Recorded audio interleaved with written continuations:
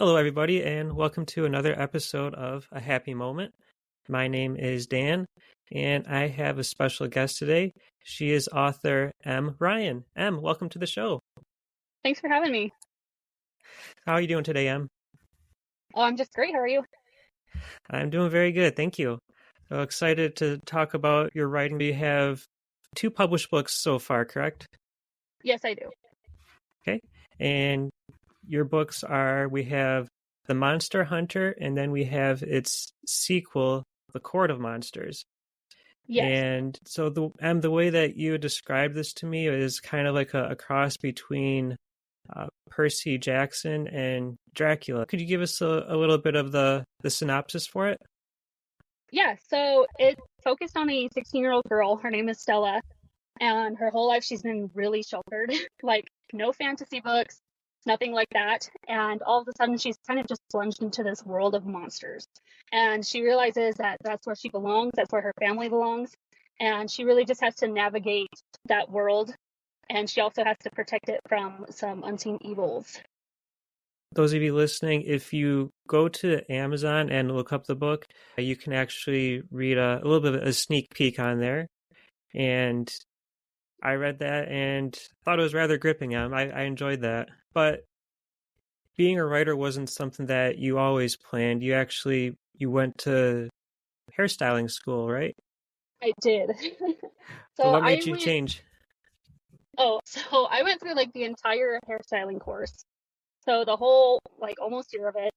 And right at the end I was planning on taking my boards and I just realized that it was not what I wanted to do. And I've wanted to write since I was like a tiny, tiny kid. And so I had the opportunity to do it, so I just jumped on it and here I am. Have you always done some writing, like just as a hobby? Yeah, I have. So like before I could even spell anything, I was always making like little picture books and things like that, and I'd have to ask my mom how to spell things. And so I would just make little books like that. And then all through, elementary school, junior high, high school, I was always writing. And so I finally had the opportunity to make that a reality. Very cool. Can you tell us a little bit about your writing process? Like, do you have a specific way of going about things? Are you like a very meticulous plotter, or you just kind of fly by the seat of your pants? So I'm definitely the fly by the seat of my pants kind of person. I just kind of hack it all out. I write it all out. It just kind of comes out. And then after that, I get ridiculously meticulous about editing.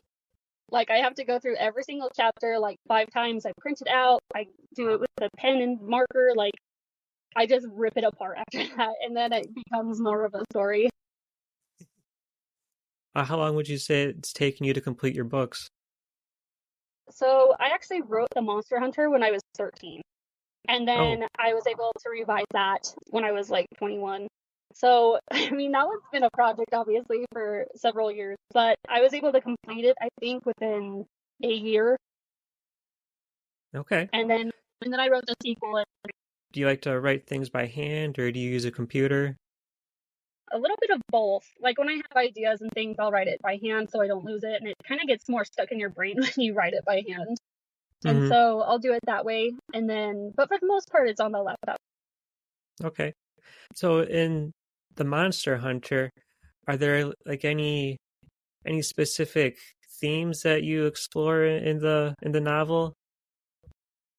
Or like how would you describe it?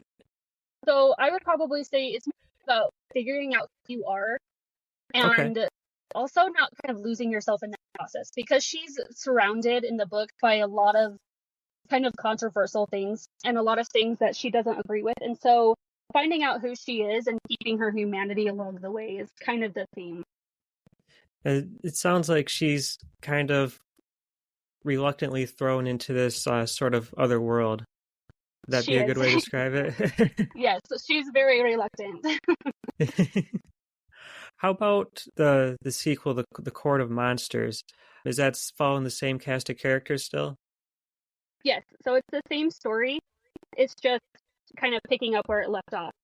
And Okay. so it's a new adventure but with the same characters and just kind of picking up where it left off. And there will actually be a third book and it'll be the wrap up, the finale. Are you Are you already done with the third one, or are you still in progress? I'm still in progress. It's kind of on the back burner because I have a few other projects that I'm working on right now. So, for example, I actually just released another book. It's available for pre-order right now, but it's another young adult fantasy book. So I'm doing a duology on that, and then it'll have a prequel, and then the third book will come out. Oh, nice. Is that the of Deities and Druids? Yes, that's the one. Can you tell us about that one? Yeah, so that one was following a different story. Actually, it's in the same universe, it's just a different species. So this one's following a 17-year-old girl. Her name is Stella, and she's grown up in a very interesting family. So it's a big family, and they're all very into superstitious things. Her mom is a psychic, and they all work at their family psychic shop. And then it just kind of turns on its head because she wasn't really firmly believing in the magic that they had. And then obviously some things happen that she has to believe in it. Right. So you said this is taking place in the same universe. Is there going to be any crossover of characters at all? There is a crossover of characters. So my sequel has a character, her name is Bronwyn Demise, and she is also featured in Of Deities and Druids. But you get a deeper look of her in that series.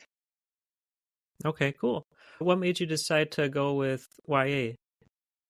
So I always have loved reading, and I always found it kind of difficult to find the types of books that I like to read. I always loved fantasy. I always loved the monster appeal like Dracula. And it was also very hard for me to find books that were young adult appropriate. Like I always felt like I was finding books that I didn't really want to read at that age. And so I decided that I would write something for that audience. You mentioned Dracula. What other kind of influences have you had, like as far as maybe favorite books or favorite authors? Yeah, so I have always loved the Percy Jackson series. I mean, who doesn't? It's awesome. But and movies really. I have you seen Van Helsing? Yeah, I have. So I loved that movie even as like a little kid. And so I really took a lot of inspiration from that. And then in high school, I read Dracula, and then there was the Percy Jackson series, and I was like, what if I just like combined all of these things and made it like kind of my own thing? That's very cool. Van Helsing is a good movie. I haven't seen it in a while, but I enjoyed that quite a bit. Have you watched Dracula Dead and Loving It? I haven't. Oh, that's one of my all-time favorite Dracula movies. But for a while there, I wanted to try writing a story based on the Van Helsing character in that movie. Yeah. But if you ever have a chance, I highly recommend it. It's more comedy than horror, but it's a lot of fun. Yeah, That's kind I'll of check like it out for sure. are you a fan of like the older black and white stuff too, like old black and white Dracula and all those monster movies? Of course, I love them. Oh yeah, yeah. The old ones are the best ones, I think. They they definitely have some interesting elements. I love them. When it comes to your writing, is there any one aspect in particular that you find like really difficult or something that challenges it more than the other parts of it? Yeah, there's a few things I would probably say. So editing is not what I consider to be the fun part of writing. Like everyone always says that writing is the hard part, and I don't think that is true like at all. So I think the writing is the easy part, just getting it out, making the story is easy, and then editing is a pain in the butt. And then also, I think making a genuine character development can be kind of tricky sometimes because you want to make sure that these characters have, their problems and that people relate to those problems and that they can realize that they have the room to grow. Would you say that your main character is Stella, that you've put part of yourself into her? Yeah, I would. I think every author kind of puts a little bit of themselves into a character, whether it's the main character, or side character, or whatever, because these books are so personal to us. It's our feelings in there, it's our thoughts, and we want to make sure that people really relate to them. And so if you can't put yourself in there, I mean, I feel like you're not going to be able to reach as many people. Your books, are they available in paperback too, or is it just ebooks? Yeah, so you can get them on paperback and ebook, and then they're available on most platforms. Like Barnes and Noble online. You can get them on Amazon, Kobo.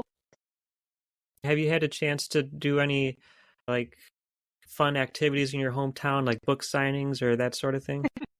Yes, I have. So I've done a few like local market things where you go and you sell your books, you sign them, and all that kind of stuff. And so I've been able to do that. And then I'm also on a planning committee to do a larger scale book event up here. It is a small town, so it's a little difficult to get people to come out and to do books and stuff. But I really just want to give back to my community and to give back to the young adults and teenagers here who love to read and hopefully get people into reading again.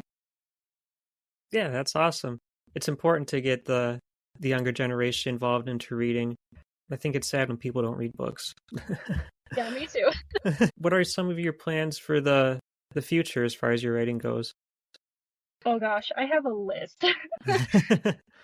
So I'm going to finish up the Monster Hunter series, and then I have another young adult duology with the prequel.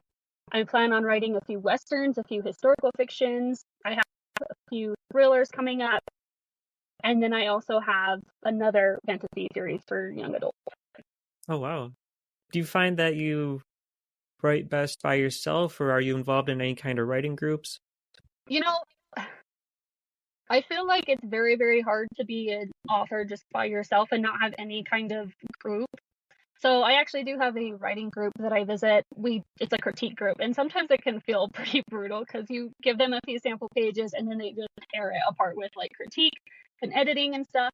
But I mean, the good intention is there, and you know that they're trying to help you. But anyone who says that they're like an independent writer and they don't need anybody, I don't want to say they're doing it wrong, but I feel like that's kind of the thing.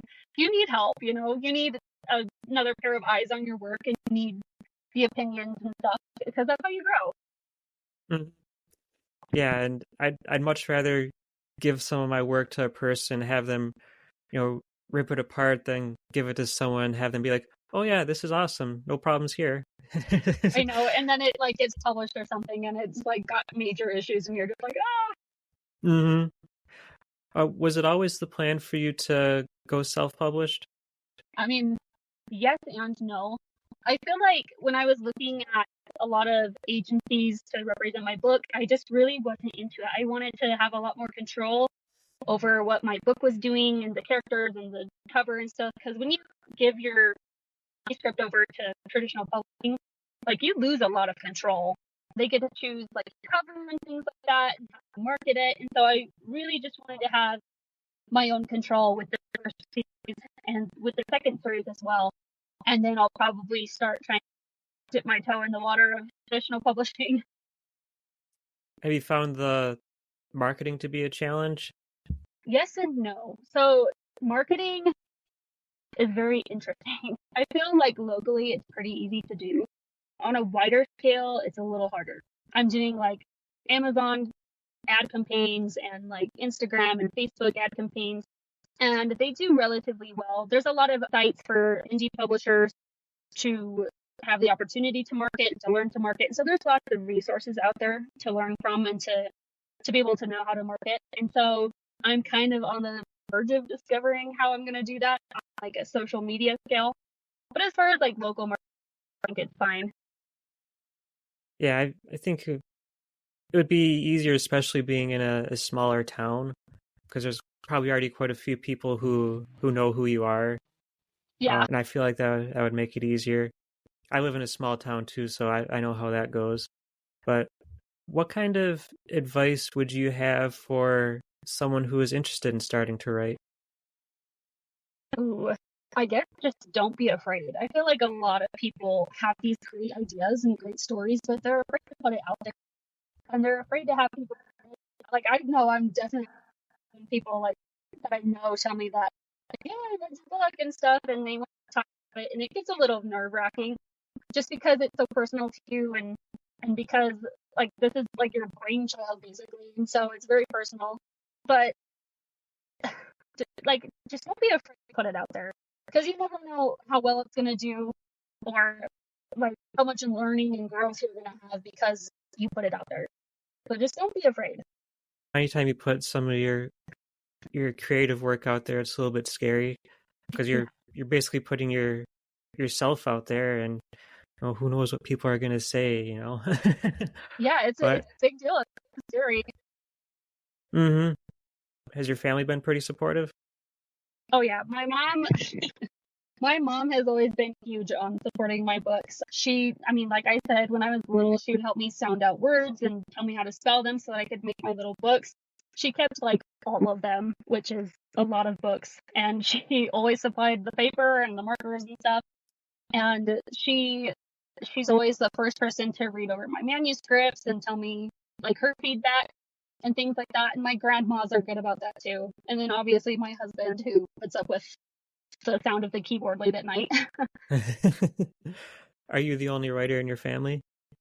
No, I actually have a brother who also writes, and he's a huge nerd. I feel like he would love this podcast with like D&D and all that kind of stuff like that. He's a huge nerd, but he writes books as well. And then the rest of the siblings don't even know how to read. Well, hey, send them my way. Yeah, but he writes like young adult books, and he's working on a book right now called Born Wicked. It's actually pretty cool. Okay. So, Is that also fantasy? Yeah, so it's like it's more like the sci-fi, I guess you could say. But I'm really excited to see where he takes it because I think it's gonna be awesome. Okay, cool. Which one of you is the better writer? Oh gosh, I'm not gonna say. Putting you on the spot.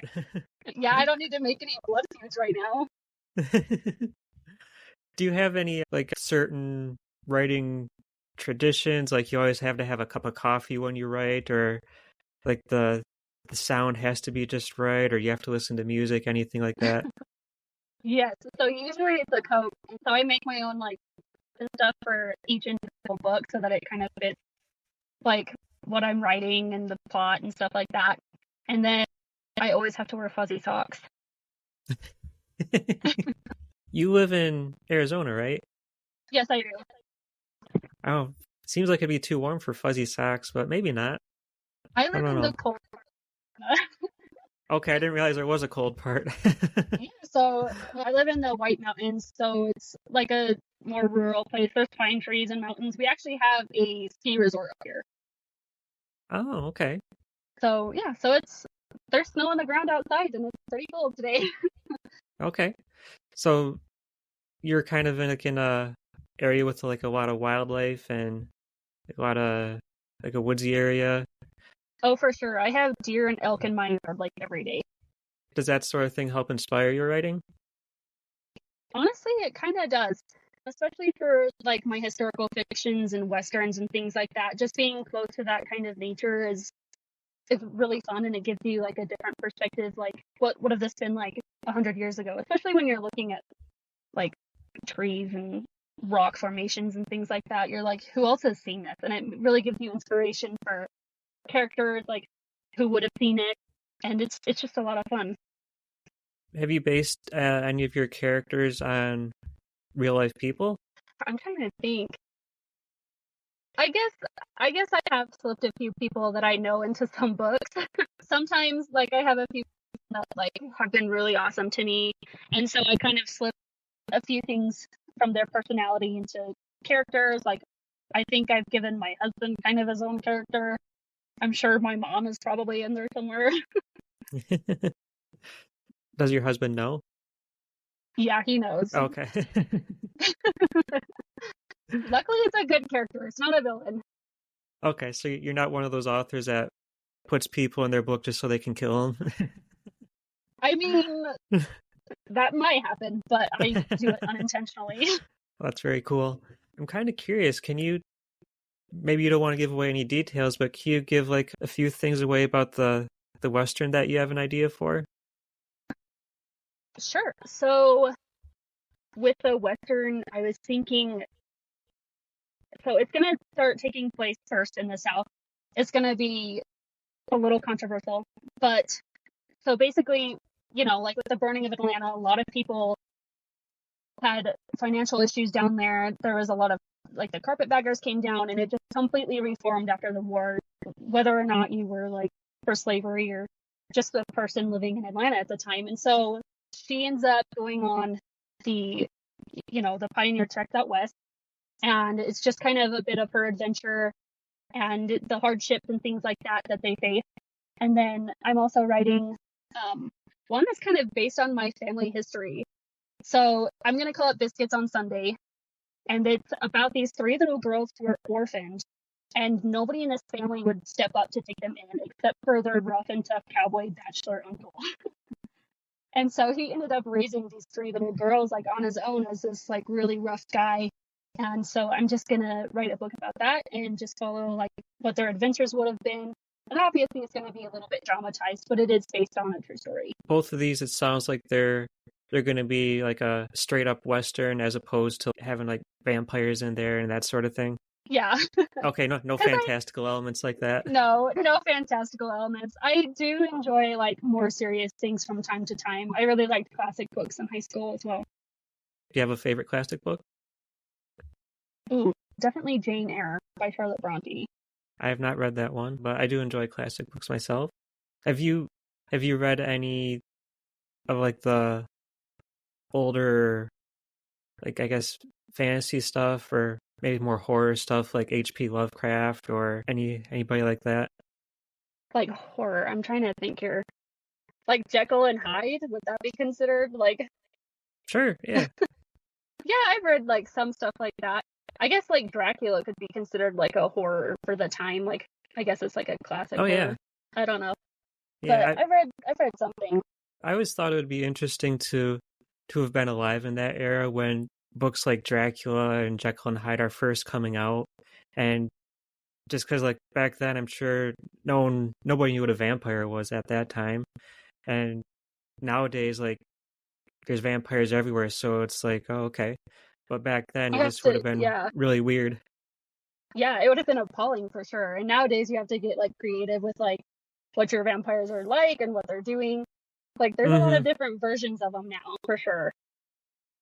There's definitely a lot more competition out there now. But do your vampires? First of all, I'm just assuming things here. If there's any vampires in your books, do they sparkle? No, they are not the Twilight vampires. Okay. Oh my gosh. That's so funny. No, I'm afraid that they're just like normal people pretty much, except for the speed and the need to drink people's blood, I guess. With it being YA, would you say that there's like a lot of scary elements in there too? Yeah, there's quite a few like scarier elements. There's definitely like some thrilling parts, and it's very captivating. Like, it's obviously not just very mellow. I'd imagine, based on what I read from your excerpt there on Amazon, it sounds like there's going to be some frightening scenes involved in there. I know there's also some heart-wrenching stuff as well. So definitely got a wide variety of emotions going on there. Oh, for sure. And I think that's like the best part is when you have a well-rounded book, you have like scary things, happy things, funny things, emotional things, like on all like the whole spectrum. Like, I think that's what makes a great book is when it's well-rounded like that. Mm-hmm. Yeah, when you wrote The Monster Hunter, you said you were 13. Were you writing that for like a school project or just on your own? Just on my own. I just wanted to have fun with it. And I had all those ideas with like the Percy Jackson series and with watching Van Helsing and all that kind of stuff. And I loved like the idea of the monsters and things like that. And I never saw a book with things like that at the time. And so I really wanted to just make my own kind of book for me. And, and everything I write is something that I would have loved to get my hands on as like a young teenager and a young adult. Are there any other so you have Percy Jackson meets Dracula here. Are there any other kind of mashups that you would be interested in exploring in the future? Yeah, I guess. Like, I would probably say, so my third fantasy series that I'm planning on working on far, far in the future down the list there, I would probably say it's like a mix of, what would it be a mix of? I think like Lord of the Rings meets, I don't know. I'm trying to think of like, it's hard to compare your books to other books too. Yeah. You know, like even on traditional publishing sites, they'll say like, please tell us what your book is like a couple books. And you know, you're not completely original, but you can't think of what it's exactly like. Well, Em, we've covered a lot of ground here. Is there any other topics you'd like to talk about? Any pitch you'd like to make for your book? Sure, I guess just check it out. Like you won't be disappointed. It's a great read, and if you have any young readers in your family, it's a fantastic for them. And you know, like even if you don't have readers in your family, there's always some kind of a book that can hook these kids into reading. And I think it's so important to be able to have that in your home. You know, like to be able to read and to get excited about things and use your imagination and be creative. Absolutely. And where can people find you online? On Instagram, I'm Imran Books, and I have a lot of fun things on there. You can do, I have like updates, promos, a lot of content from my book, and like little sneak peeks. So it's a pretty fun page. Check it out. All right, awesome. And I will throw links in the description for this episode. Thank you so much for joining me. I appreciate it. Yeah, of course. Thank you for having me again. Absolutely. And all you listening, thank you. Appreciate it. You can find me on Twitter at A Happy Moment Pod and on YouTube. Just search for A Happy Moment. Take care, everybody.